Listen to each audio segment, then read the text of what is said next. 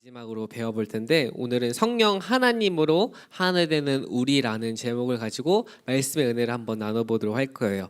여러분은 우리가 혼자서 할 수 있는 일이 있다면 무엇이라고 생각해요? 혼자서 할 수 있는 일.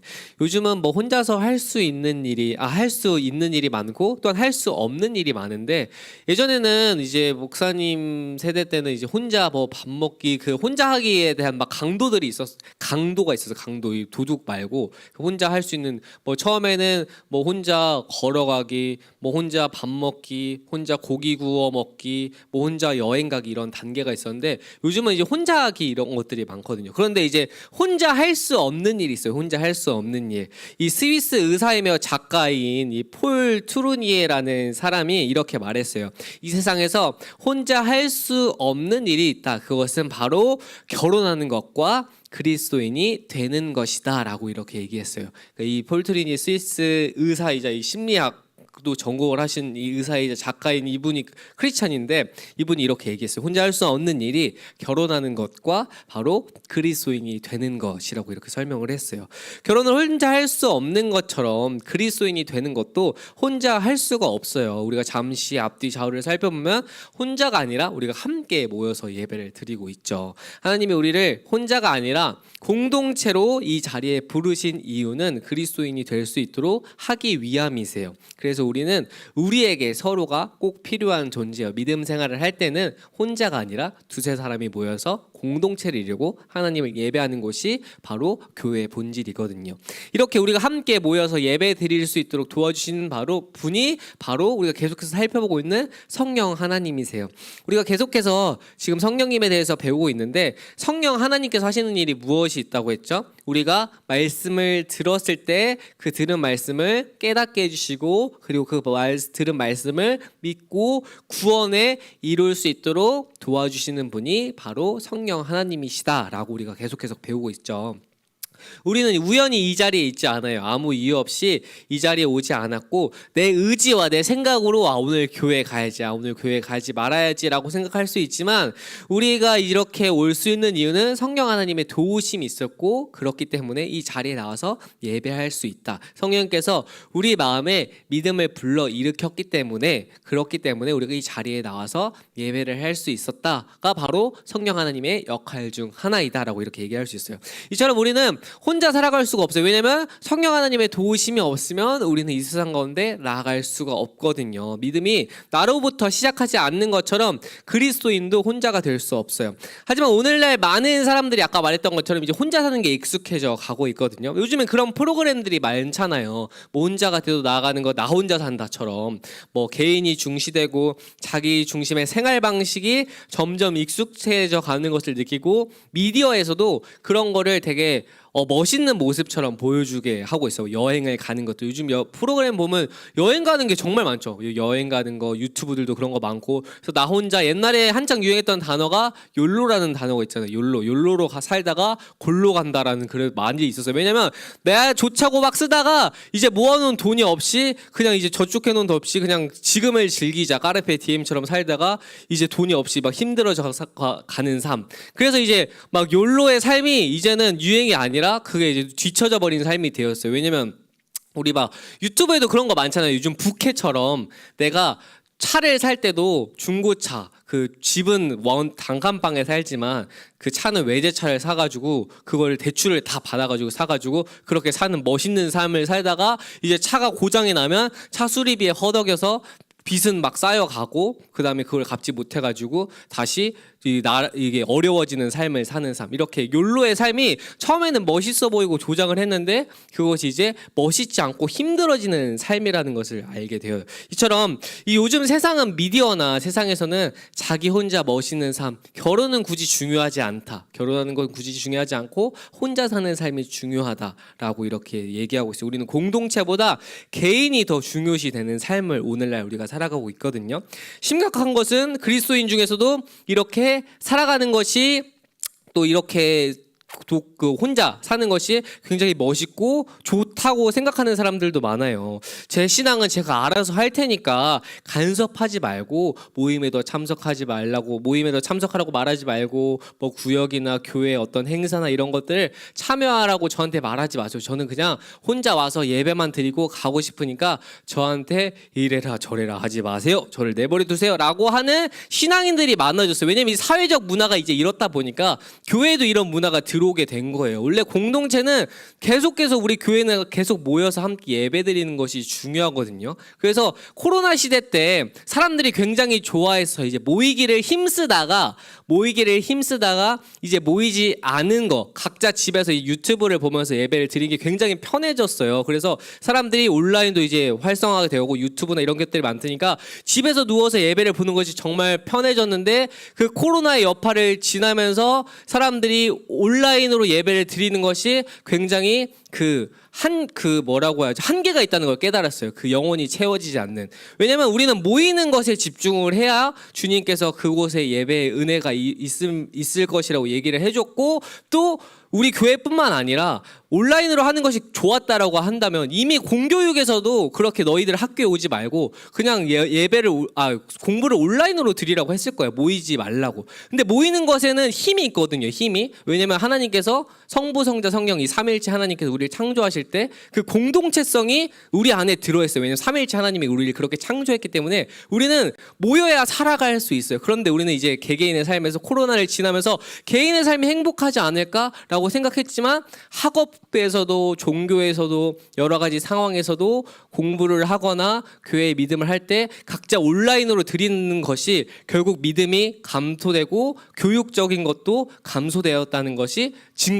결과로 나타나고 있죠. 그렇기 때문에 우리는 모이는 것에 힘써야 되고, 모이는 것이 하나님을 예배하는 것이라는 것을 깨달아야 해요. 그리고 아까 말했던 것처럼 우리 그리스도인은 혼자가 될 수 없어요. 기독교의 핵심을 설명하는 단어 중에 하나가 바로 하나됨이에요. 아까 말했던 것처럼 성부, 성자, 성령 이 삼위일체 하나님이 한 분이신 것처럼 우리의 본질은 하나됨이 있거든요. 왜냐하면 하나님께서 이 세상을 창조하시기 전에 그리스도 사랑 안에서 우리를 흠없는 백성으로 선택을 하셨고, 그리고 그들이 모여서 하나님을 예배할 수 있도록 하게 하셨어요. 우리는 그리스도 안에서 자유함과 사랑을 누리게 되었고, 그리스도의 사랑과 은혜의 으로 우리가 하나가 되었죠. 바로 이것이 에클레시아라고 얘기하거든요. 교회가 헬라어로 에클레시아예요. 에클레시아는 밖에서 불러서 모여진 사람들이에요. 그러니까 세상에서 살다가 어둠 속에 살다가 예수님의 빛으로 오셨다고 했죠. 그 빛을 보고 저 빛이 뭐지? 저 빛이 뭘까? 너무 궁금해. 이 어둠 가운데 빛이 보니까 내 저 빛을 따라가야겠다고 해서 그 빛으로 있는 곳에 갔더니 이것이 진리구나 라는 것을 깨닫고 밖에서 불러 모여진 사람들을 교회라고 하는데, 그것이 헬라어로 에클레시아다. 에클레시아. 그래서 그 외에 교회 공동체의 본질이 바로 거기에 있다.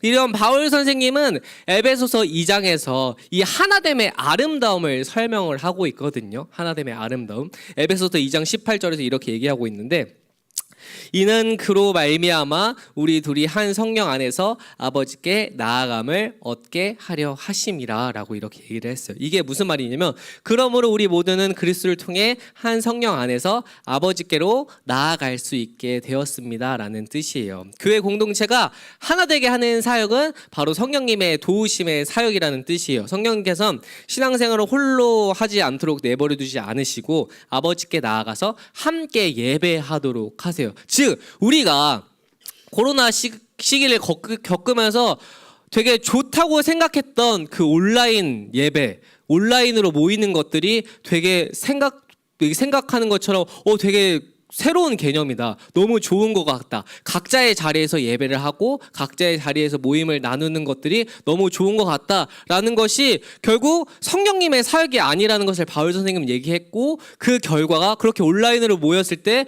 교회가 쇠퇴하고 학교 교육이 질적으로 하락한다는 것을 결과가 이미 설명을 해주고 있어요. 우리 코로나 시기를 지나면서. 그래서 바울 선생님은 하나됨의 아름다움이 있다. 왜냐하면 성령님께서 그렇게 우리를 불러 모으셨기 때문에 때문에. 그래서 우리는 이 함께 모여서 예배할 때 성령님의 은혜를 경험할 수 있고 성령님의 도우심을 느낄 수가 있어요. 그리고 내가 들은 것을 함께 나누었을 때 그 하나님의 역사하심과 은혜가 각자 다르다는 걸 깨닫고 하나님께서 나에게 역사하신 것과 내 옆에 있는 성도들, 친구들과 역사하는 부분이 좀 다르구나에 나누면서 하나님의 역사하심이 정말 크고 은혜롭고 아름답다는 것을 깨닫게 돼요. 공동체로 모이면서 서로 나누면서. 이것이 중요하죠. 그래서 바울 선생님은 에베소 교인들에게 이것을 설명해 주었거든요. 또한 아버지께로 나아갈 때 그것이 성령님으로 가능하다는 것을 설명해 주었어요. 이 19절에서 에베소서 2장 19절에서 설명을 하고 있는데 그러므로 이제부터 너희는 외인도 아니요 나그네도 아니요 오직 성도들과 동일한 시민이요 하나님의 권속이라 라고 이렇게 얘기를 했어요. 바울 선생님은 그 에베소 교인들이 더 이상 낯선 나그네나 손님이 아니라고 얘기했어요. 왜냐면 에베소 교인들은 우리가 저번 주에 보았던 것처럼 원래 유대인들이 아니었어요. 유대인들, 즉 이방인들이 있어요. 하나님의 선택받은 민족 유대인들이 아니라 다른 민족이었는데 이 다른 민족들은 그 하나님의 자녀, 그 바울 선생님이 예수 그리스도를 믿으면 하나님의 자녀가 될 수 있습니다라고 전도를 했는데 바울 선생님이 이제 떠났을 때 유대인들이 야, 하나님의 자녀는 유대인만 될 수 있다. 너네들은 하나님의 자녀가 될 수 없어. 아닌데 바울 선생님이 하나님의 자녀는 그리스도를 통해서 될 수 있다고 했는데 야, 근데 역사적 전통 누가 더 깊어? 우리야 바울이야 라고 하니까 당연히 너희들이 더 깊은 것 같은데. 그치, 우리가 하나님의 정통이야. 정통 혈통이야. 그렇기 때문에 우리만이 하나님의 자녀가 될 수 있어라고 하니까 에베소 교인들이 불안했던 거예요. 그럼 나는 하나님의 자녀가 될 수 없나? 라고 할 때 바울 선생님이 아니다. 하나님의 자녀는 그리스도를 통해서 하는 것이고 성령님을 통해서 성령님이 도와주시기 때문에 너희가 이제는 이방인도 아니고 나그네도 아니라 하나님의 시민이면서 하나님의 자녀라는 것을 얘기를 했어요. 그래서 하나님의 시민이고 소유라는 것을 어떻게 이루어진다라고 설명을 하냐면 에베소서 2장 22절에서 너희도 성령 안에서 하나님이 거하실 처소가 되기 위하여 그리스도 예수 안에서 함께 지어져 가느니라 라고 이렇게 얘기하고 있어요. 바울 선생님이 에베소 교인들에게 이렇게 말했어요. 여러분 역시 유대인들과 함께 그리스도 안에서 함께 지어져 가고 있습니다. 성령을 통해 하나님이 친히 거하시는 것으로 여러분은 아름답게 지어져 갈 것입니다 라고 이렇게 얘기했어요. 즉 너희들이 이방인이어도 여러분들이 이방인이어도 하나님의 거하실 처소가 되기 위해서는 성령님께서 도와주실 것이기 때문에 걱정하지 말고 성령님을 통해서 우리가 그리스도로서 자라가면 된다. 우리는 그리스도로서 하나님의 자녀가 될 수 있다. 자신과 유대인 그리고 이방 그리스도인이 출신이 각각 다를지라도 성령 하나님을 통해서 그리스도로서 하나가 되고 하나님의 자녀가 될 것이다 라고 이렇게 설명을 했어요. 이게 우리도 마찬가지예요. 이 말씀이 오늘 우리에게도 마찬가지예요. 우리는 각각 다르잖아요. 각각 문화가 달라요. 문화가 다르다는 것은 우리 집의 문화가 달라요. 내 개인 취향도 다르고 먹고 싶은 것도 다르고 내가 하고 싶은 것도. 이 MBTI 성격 유형은 사람을 16가지 성격으로 나누잖아요. 사람은 사실 16가지로 나눌 수 없어. 근데 큰 부류로 나눌 때 16가지로 대략 심리학적으로 나눠볼 수 있다라는 게 이게 정통의 심리학의 그 개념은 아닌데 그것이 갑자기 우리나라에서 유행해가지고 이제 MBTI처럼 이제 되게 됐는데 근데 이게 사람의 성격을 이렇게 16가지로 분류한다는 것처럼 나눌 수는 없지만 크게 그렇게 나눈다고 할 때 16가지 유형이 있잖아요. 그보다 더 세밀하면 또 더 많겠지만 이것처럼 각자의 자라온 환경이 달라. 내가 좋아하는 것도 다르고 내가 입고 싶어하는 것도 다르고 내가 또한 그 취미도 다른데 우리가 이렇게 취미가 다른 사람이 한 공동체를 이루면서 살아가는 게 쉽지 않거든요. 목사님도 여자친구랑 지낼 때 왜냐면 갈등이 가끔 생길 때가 있죠. 근데 우린 이제껏 만나면서 싸운 적은 거의 없었어요. 왜냐면 목사님이 다 양보하기 때문에 다 양보하고 여자친구도 잘 양보를 해주고 하니까. 근데 왜냐면 서로의 문화권이 달라. 내가 좋아하는 거나 생활 습관도 다르고 그래서 가끔 뭐 얘기하다 보면은 가치관이 달라서 뭐 부딪히려고 하기도 하지만 그럼에도 우리가 같이 하나 될 수 있는 것은 말씀을 읽고 나누면서 하나님의 뜻이 무엇일까를 구했을 때 하나님의 뜻은 이것이구나, 서로 기도하고 나눴을 때 하나님께서 우리에게 주신 말씀은 이것이구나 해서 잘 회복할 수 있는 그런 믿음의 공유를 하게 되면서 결국 우리가 하나 되는 것은 성령님으로 하나가 돼요. 성령님 각자가 다르지만 말씀의 의견을 나누면서 말씀을 통해서 각자의 말씀을 가지고 나누는 거예요. 우리가 말씀 묵상을 할 때도 있고 못할 때도 있지만 말씀 묵상을 할 때는 서로 그런 부분에 대해서 서로 양보를 하죠. 그래서 참 감사해요. 목사님도 양보를 하지만 여자친구도 양보를 많이 해줘요. 왜? 서로 사랑으로 서로 양보하면서 그게 그리스도의 사랑인 걸 아니까. 그래서 우리가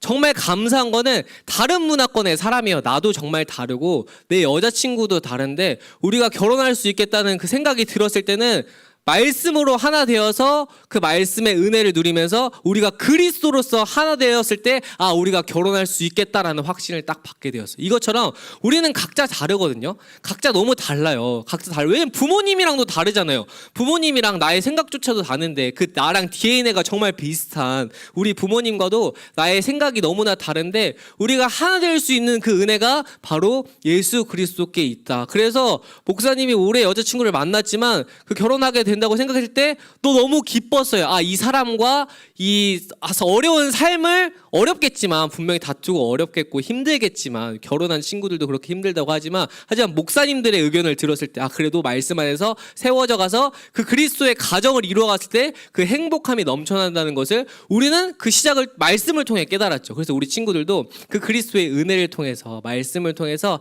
하나됨의 은혜를 누렸으면 좋겠어요. 그것이 바로 우리 고등부 공동체 안에서 오늘 공과 공부 나눔을 할 때 우리 지금 기말고사 기간이잖아요. 기말고사 기간이고 힘들고 어렵잖아요.